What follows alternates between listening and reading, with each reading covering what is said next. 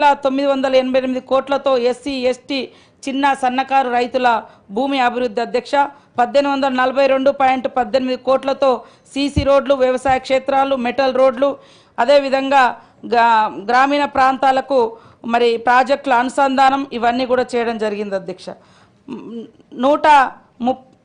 1316 కోట్లతో సాగునీటి చెరువుల పునరుద్ధరణ 1051 కోట్లతో భూములు లెవెల్ చేయడము 773 కోట్లతో క్షేత్ర మరియు ఫీడర్ ఛానళ్లు 503.3 కోట్లతో మొక్కలు నాటడం 224 కోట్లతో వ్యక్తిగత కుటుంబ మరుగుదొడ్లు వివరాలను కింద A1లో కూడా జత చేయడం జరిగింది అధ్యక్ష పూర్తిగా అదేవిధంగా 2014 నుండి ఇప్పటి వరకు 141.50 కోట్ల పని దినాలను కల్పిస్తూ 39,176.7 కోట్ల వ్యయాన్ని ఖర్చు చేయడం జరిగింది అధ్యక్ష సగటున 25.8 లక్షల గ్రామీణ కుటుంబాలు వార్షికంగా పని కోసం నివేదికగా సగటున 45.6 పని దినాలను నివేదించిన కుటుంబాలకు అందించడం జరిగింది అధ్యక్ష పూర్తి వివరాలు 2014 నుంచి మరి 26 వరకు ఇప్పటి వరకు ఇక్కడ కింద ఇవ్వబడింది అధ్యక్ష అదేవిధంగా 14-15 సంవత్సరం నుండి ఇప్పటి వరకు చేపట్టిన పనులలో కూడా 6,936.21 కోట్లతో సీసీ రోడ్లు వ్యవసాయ క్షేత్రాలు మున్నగు వాటికి రోడ్లతో పాటు గ్రామీణ అనుసంధాన ప్రాజెక్టులు కూడా ఇవ్వడం జరిగింది అధ్యక్ష అదేవిధంగా 3,870.56 కోట్లతో సాగునీటి చెరువుల పునరుద్ధరణ 3,863.17 కోట్లతో మొక్కలు నాటడం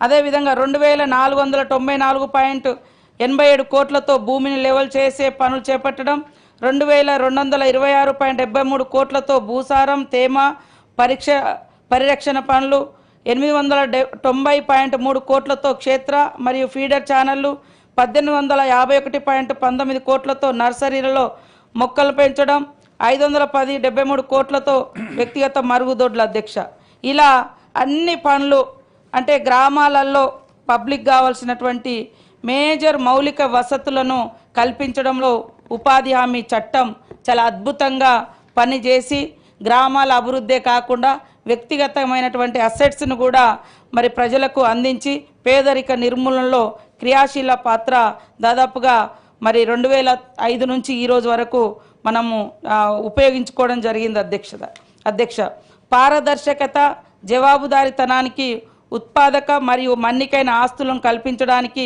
అత్యధిక ప్రాధాన్యతనిస్తూ పథకం అమలులో దేశంలోనే తెలంగాణ ముందంజలో ఉంది అధ్యక్ష పథకాన్ని సమర్థవంతంగా అమలు చేయడంలో రాష్ట్ర ప్రభుత్వం జిల్లాలు మండలాలు గ్రామ పంచాయతీలు జాతీయ స్థాయిలో కూడా అవార్డ్స్ పొందడం జరిగింది అధ్యక్ష 2025 పనుల జాతర చేపట్టి 2025 పనుల జాతరను 2025 ఆగస్టు 22వ తేదీ నుండి పాటించే గ్రామ పంచాయతీలన్నింటిలో వివిధ ఎన్ఆర్ఈజీఎస్ల పనుల కింద ప్రారంభించడం జరిగింది అధ్యక్ష 205 కోట్ల అంచనా వ్యయంతో 13,552 పనులను ప్రారంభించి దాదాపుగా 1994 కోట్ల విలువ గల 88,037 పనుల కోసం లబ్ధిదారులకు ఉత్తర్వులను ఇవ్వడమైంది అధ్యక్ష మొత్తం మీద గ్రామాల సమగ్ర అభివృద్ధి కోసం దాదాపుగా 2025 పనుల జాతర సందర్భంగా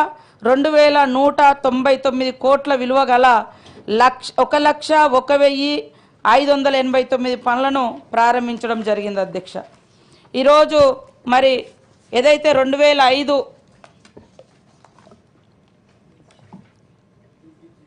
2005లో మనం తీసుకొచ్చిన మహాత్మా గాంధీ గ్రామీణ ఉపాధి హామీ చట్టం స్థానంలో మరి 2025లో విబిజి రామ్జీ చట్టాన్ని ఈ మధ్యలో కేంద్ర ప్రభుత్వం మరి పార్లమెంట్లో డిసెంబర్ 21, 2025న 2005 మహాత్మా గాంధీ జాతీయ గ్రామీణ ఉపాధి హామీ చట్టం స్థానంలో వికసిత్ భారత్ రోజ్గార్ ఆజీవికా మిషన్ గ్యారంటీ పేరుతో విబిజి రామ్జీ చట్టం 2025 చట్టాన్ని చేయడం జరిగింది అధ్యక్ష ఈ చట్టం యొక్క లక్ష్యాలు చూసినప్పుడు మరి నైపుణ్యం లేని శ్రామికుల పని కోసం స్వచ్ఛందంగా పనిచేసే వయోజన సభ్యులు ఉన్న ప్రతి గ్రామ కుటుంబానికి ఆర్థిక సంవత్సరానికి 25 రోజుల వేతన ఉపాధిని అందించే ఒక మెరుగైన చట్టబద్ధమైన హామీ అని ఈ చట్టం చెప్తా ఉంది అధ్యక్ష. పబ్లిక్ వర్క్స్ ద్వారా సాధికారత, వృద్ధి, సమీకృత సంతృప్తతను ప్రోత్సహించడం ద్వారా వికసిత్ భారత్ జాతీయ గ్రామీణ మౌలిక సదుపాయాల స్టేక్ను ఏర్పాటు చేయడం జరుగుతుందని చెప్తా ఉన్నారు అధ్యక్ష. వ్యవసాయ సీజన్లో తగినంత వ్యవసాయ కూలీల లభ్యతను సులభతరం చేయాలని చెప్తా ఉంది అధ్యక్ష. ప్రధానమంత్రి గతిశక్తితో అనుసంధానించబడిన వికసిత గ్రామ పంచాయతీ ప్రణాళికల ద్వారా సమీకృత సంతృప్త ఆధారిత ప్రణాళిక మొత్తం ప్రభుత్వ సేవలను సమస్తీకరించడం అని చెప్తా ఉంది అధ్యక్ష. బయోమెట్రిక్ ప్రమాణీకరణ, మొబైల్ ఆధారిత వర్క్ సైట్ పర్యవేక్షణ, రియల్ టైం ఎంఐఎస్ డాష్బోర్డులు, క్రియాశీలక ప్రజా బహిర్గతం ప్రణాళిక, ఆడిట్లు, తప్పుడు ప్రమాద తగ్గింపు కోసం కృత్రిమ మేధస్సును ఉపయోగించడం వంటి సమగ్ర డిజిటల్ పర్యావరణ వ్యవస్థ ద్వారా పాలన, జవాబుదారీతనం, పౌరుల భాగస్వామ్యాన్ని ఆధునీకరించడం అని ఈ చట్టం చెప్తా ఉంది అధ్యక్ష. 2025 విబిజి రామ్జీ చట్టం యొక్క ముఖ్య లక్షణాలు: రాష్ట్రాల ప్రకటన, నియమాల ప్రకటన తేదీ నుండి 6 నెలల వ్యవధిలో ఆయా రాష్ట్రాలు ఈ పథకాన్ని ప్రకటన చేయాలని కూడా చెప్పడం జరిగింది అధ్యక్ష. కేంద్రం నిధుల విధానం: కేంద్ర ప్రభుత్వం రాష్ట్ర ప్రభుత్వాల మధ్య నిధుల భాగస్వామ్య విధానం 60-40గా ఉండాలి. అంటే కేంద్రం 60% ఇస్తే రాష్ట్రం 40% ఇవ్వాలని ఈ కొత్త చట్టంలో ఉంది అధ్యక్ష. గతంలో మరి కూలీలకు 100% కేంద్రమే భరించినటువంటి విధానం మహాత్మా గాంధీ గ్రామీణ ఉపాధి హామీ చట్టంలో ఉంది అధ్యక్ష.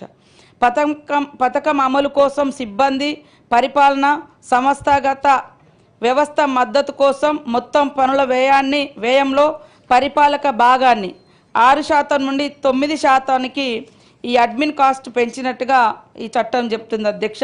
ఇందులో కూడా గతంలో 6%కి 6% కేంద్రమే భరిస్తే ఇప్పుడు 9% పెంచిన దాంట్లో 40% రాష్ట్ర ప్రభుత్వం భరించాలని చెప్పడం జరుగుతుంది అధ్యక్ష. కొత్త చట్టం సాధారణ కేటాయింపు: కేంద్ర ప్రభుత్వం ప్రతి రాష్ట్రానికి 1,00,000 పారామితులతో కూడిన లక్ష్యము పారామితులతో కూడిన మిశ్రమ సూచిక ఆధారంగా నియమబద్ధ కేటాయింపులు చేస్తుంది అధ్యక్ష.